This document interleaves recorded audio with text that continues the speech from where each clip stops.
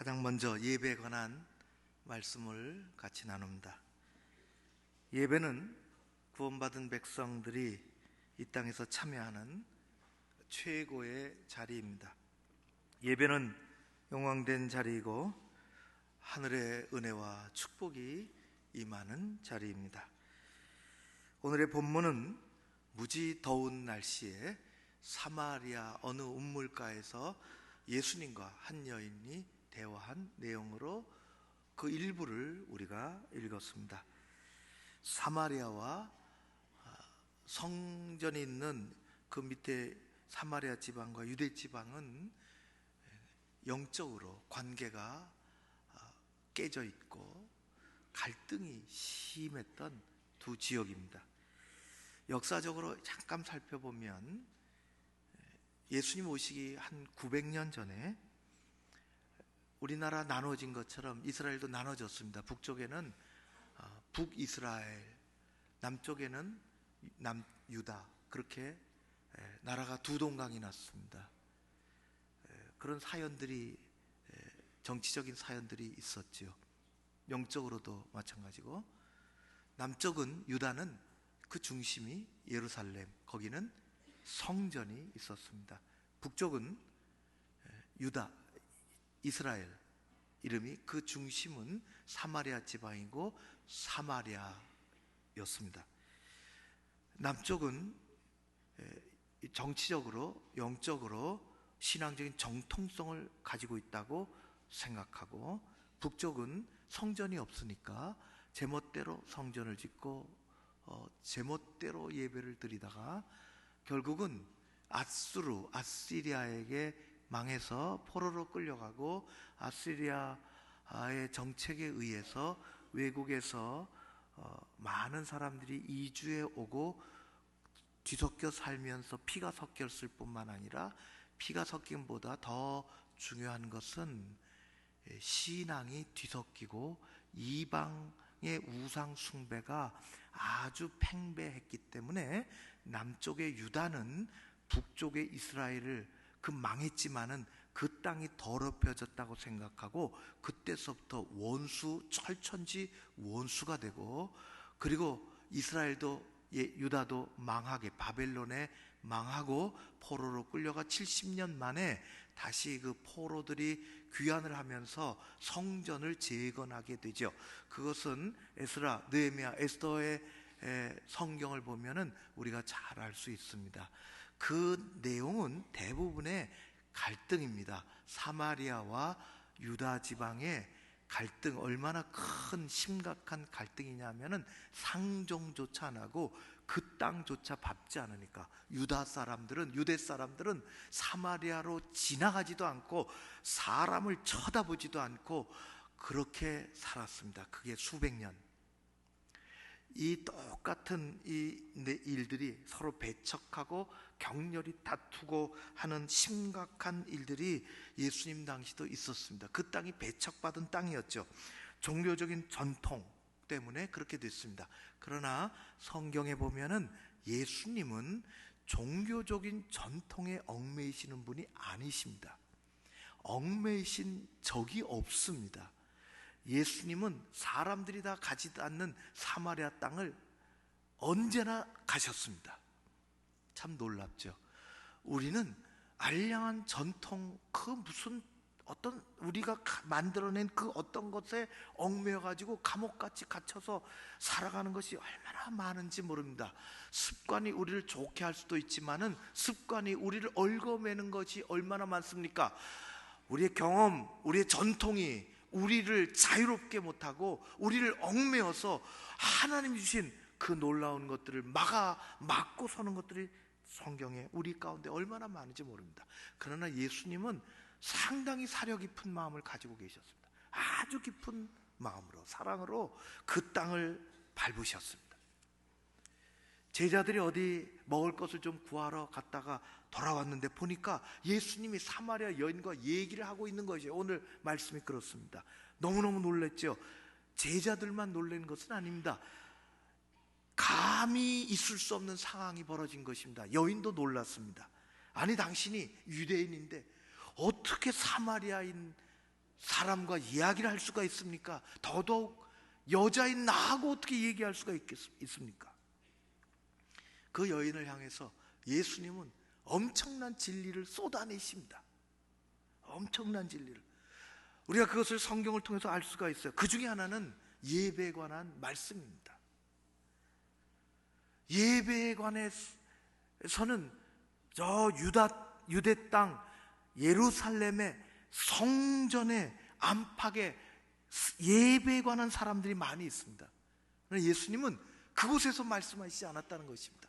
놀랍지요? 한 이름 모를 여인을 앞에 두고 그 떼약볕이 내려지는 그 운물가에서 여인에게 가장 신앙생활의 핵심 중의 핵심, 중요한 내용은 예배에 관해서 알려주셨다는 것입니다.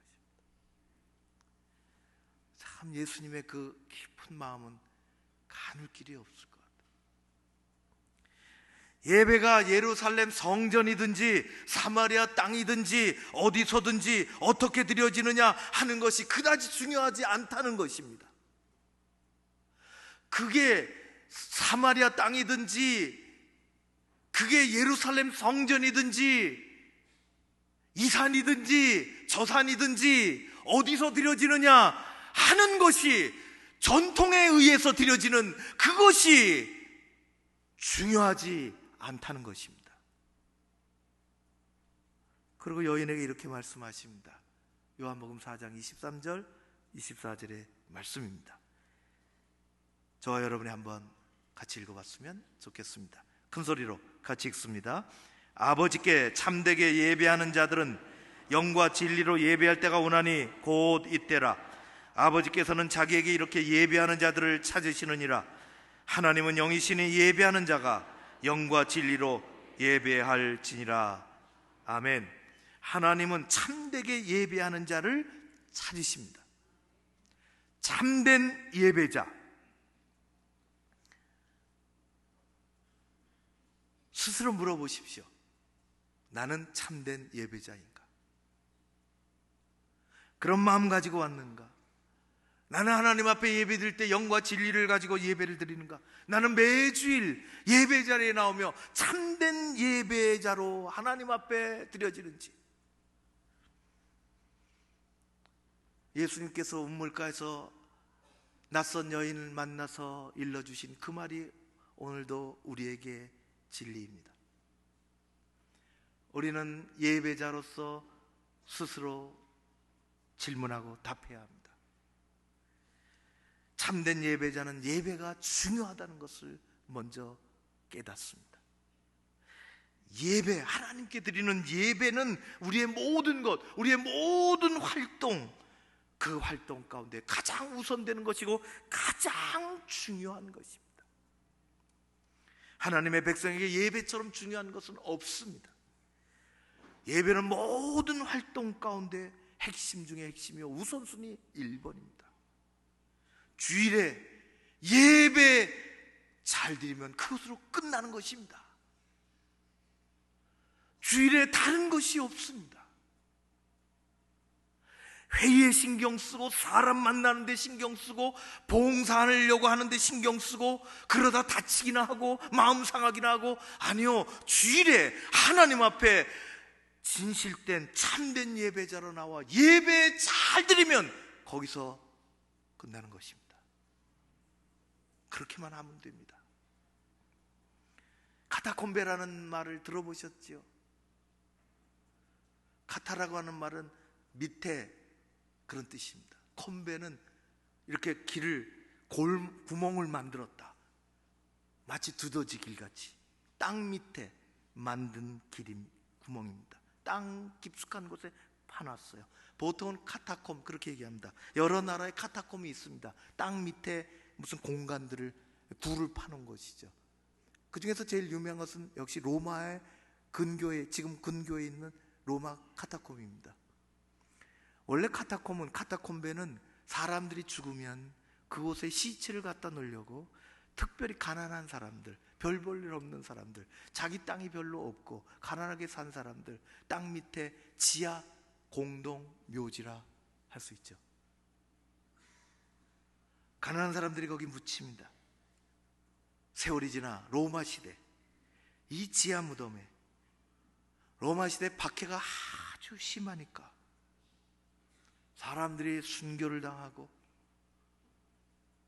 하나님은 잘 섬길 마음을 가지고 어떻게 도망갈 길이 없어 한 사람, 두 사람, 한 가정, 두 가정, 그 지하 아무도 찾지 않는 어둡고 침침한 그 지하 동굴로, 지하 묘지로 찾아 들어갔습니다. 끌려 들어간 것이 아니라 자기 발걸음에서 스스로 그렇게 들어갔어요. 예수님 잘 믿는 아버지가 하나님 앞에 예배라도 잘 드리고 싶어서 아내와 아이들 데리고 밤에 그 지하 무덤으로 내려갔습니다. 그곳에 가면 누가 터치하지 않으니까. 사랑하는 두 젊은이가 자유로운 마음으로 하나님 앞에 자유를 누리며 살고 싶어서 손 붙잡고 아무도 모르게 지하 무덤으로 내려갔습니다. 남편은 예수 고백하다가 순교당하고 아내는 아이 뭉쳐안고서 남은 세월 아이 보호하고 잘 살고 싶어서 지하 무덤으로 내려갔습니다. 어깨에 낙인이 찍혀 평생 죄 없는 죄를 짊어지고 노예로 산 한 젊은이는 그곳에서 뛰쳐나와 세상을 돌아다니다가 예수 만나 거듭나고 하나님 잘 섬기고 싶어서 예수님 이름 가지고 하나님 예배 잘 드리고 싶어서 그는 무덤으로 쓰는 지하 굴로 스며들어갔습니다. 카타콤은 그 당시에 세상에 가난한 사람들이 죽어서 가는 공동묘지였지만 그것을 찾는, 하나님을 섬기는, 예배드리는 성도들에게는 천국과 같은 곳이었습니다. 카타콤은 빛을 보기 힘들고 숨쉬기조차 힘든 지하 탄광, 막장과 같은 그런 곳이지만 하나님을 섬기는, 예배드리는 성도들에게는 숨막히고 답답한 곳이 아니라 영혼이 기쁘고 영혼이 자유를 누리고 마음껏 찬양하며 하나님 앞에 예배드릴 수 있는 최고의 장소였습니다. 카타콤에 사는 그들에게 가장 중요한 것은 구원하신 하나님, 하나님의 백성으로 하나님을 섬기며 아무 방해받지 않고 생명의 주님 앞에 예배 드린다는 것입니다. 그들은 그렇게 고백하며 들어갔습니다. 사도행전 4장 12절 말씀, 다른 이로서는 구원을 받을 수 없나니 천하 인간의 구원을 받을 만한 다른 이름을 우리에게 주신 일이 없음이라 고백했습니다. 지하 카타콤의 예배는 그야말로 살아있는 예배입니다. 참된 예배자로 살아있는 예배를 그곳에서 드렸습니다. 멋진 격식은 없어도 하나님이 받으시는 예배가 그곳에 있었습니다. 그 카타콤의 예배 정신과 영성이 오늘 우리에게도 있어야 하는 것입니다. 가끔 북한에서 들려오는 소식을 듣지 않습니까? 지하에서 예배드리는 사람들의 그 안타까움, 그 글을 읽어보면 가슴이 먹먹합니다. 소리 내고 기도하고 싶어도 소리 내고 기도할 수 없는, 소리 내면 붙잡혀가니까 찬양을 소리 내서 마음껏 하고 싶어도 소리 내서 찬양할 수 없는, 소리 없는 찬양을, 그게 가능한 일입니까? 소리 내지 않고 찬양을 할 수 있다는 것이. 걸리면 나만 죽는 게 아니라 주변의 모든 사람들이 죽으니까 그들은 숨어서 목숨을 걸고 카타콤의 예배를 지금도 드리고 있습니다. 형식을 갖춘 예배다운 예배는 아니라 할지라도 하나님 앞에 드려지는 진실된 마음으로 드려지는 건성 예배가 아니라, 시간을 메우는 예배가 아니라, 시간을 보내는 예배가 아니라, 확고한 목숨까지 내놓고 바꿀 만한 신앙 고백을 가지고 예배다운, 그야말로 예배다운 예배를 그들은 드리고 있는 것입니다. 그런 생각을 가끔 해봅니다. 통일이 되면 그분들이 우리를 부끄럽게 할지 모릅니다.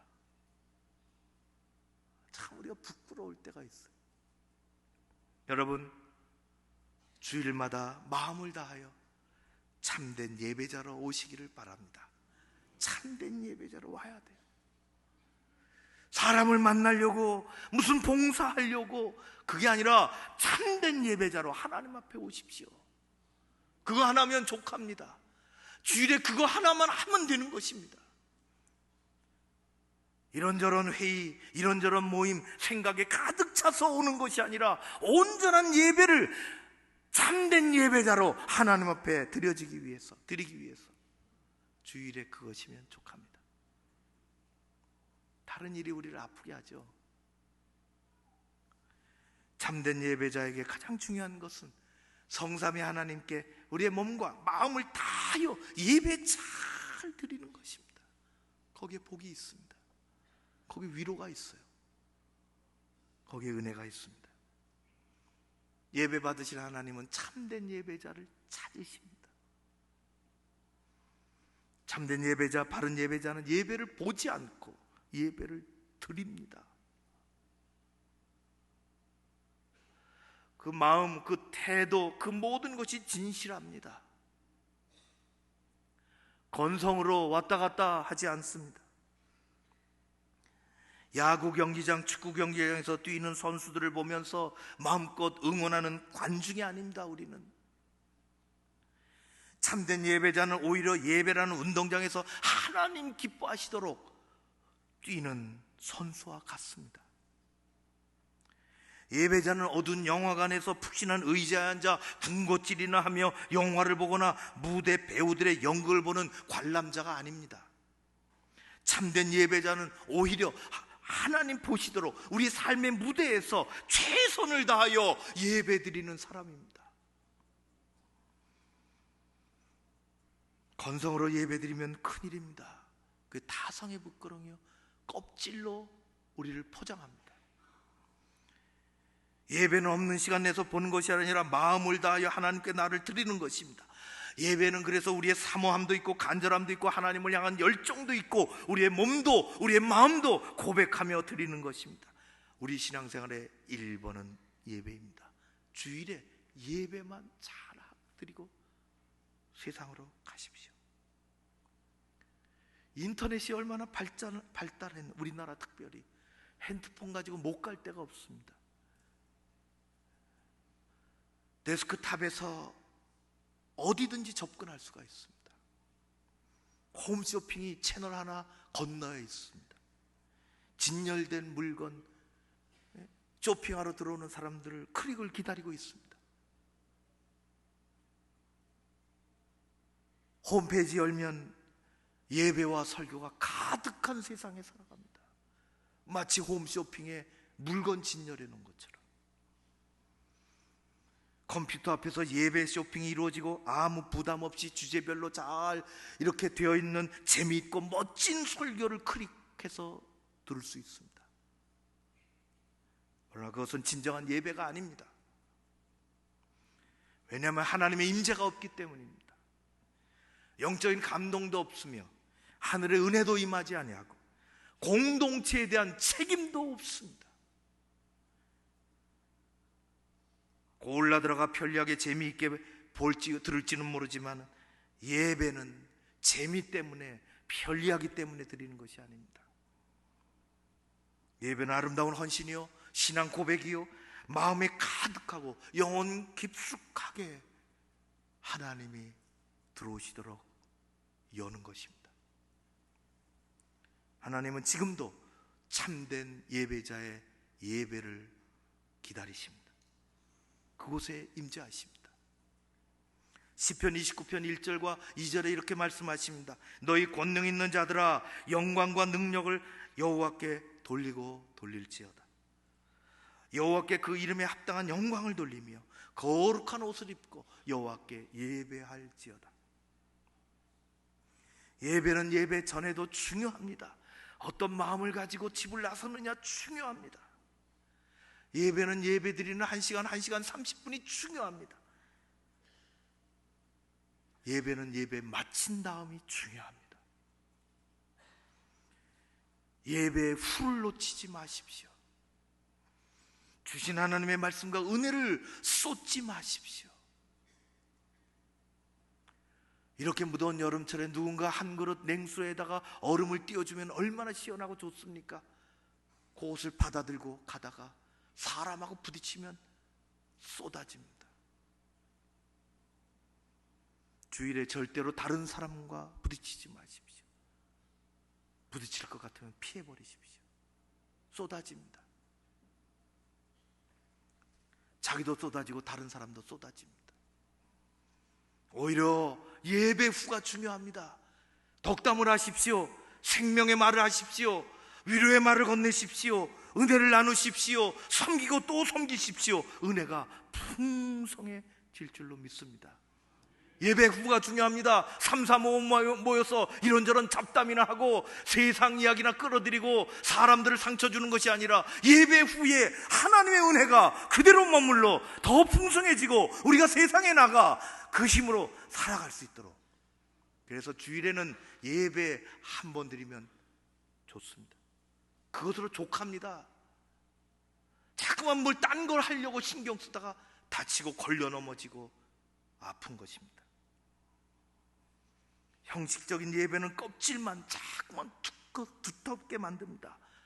그래서 우리를 형식적인 신앙생활 하도록 만드는 것입니다. 한 주간의 승리, 그것은 예배 성공에 있습니다. 하나님은 참된 예배자를 찾으십니다. 참된 예배 드리는 겁니다. 하나님께서 이 자리에 임재하시고 우리의 예배를 받으시고 우리를 건강한 예배자로, 하나님이 찾으시는 참된 예배자로 만나주실 줄로 믿습니다. 그런 은혜와 승리가 여러분들에게 있기를 주의 이름으로 축원합니다. 하나님 아버지, 고맙고 감사합니다. 주일이면 예배자로 잘 서고 싶습니다. 참된 예배자로 하나님 앞에 나오기를 원합니다. 세상 모든 것 뒤로 하고 나를 사랑하시고 나의 인생의 인도자가 되시는 주님 앞에 참된 예배, 나의 예배 드려지게 하여 주시옵소서. 예수님 이름으로 기도하옵나이다. 아멘.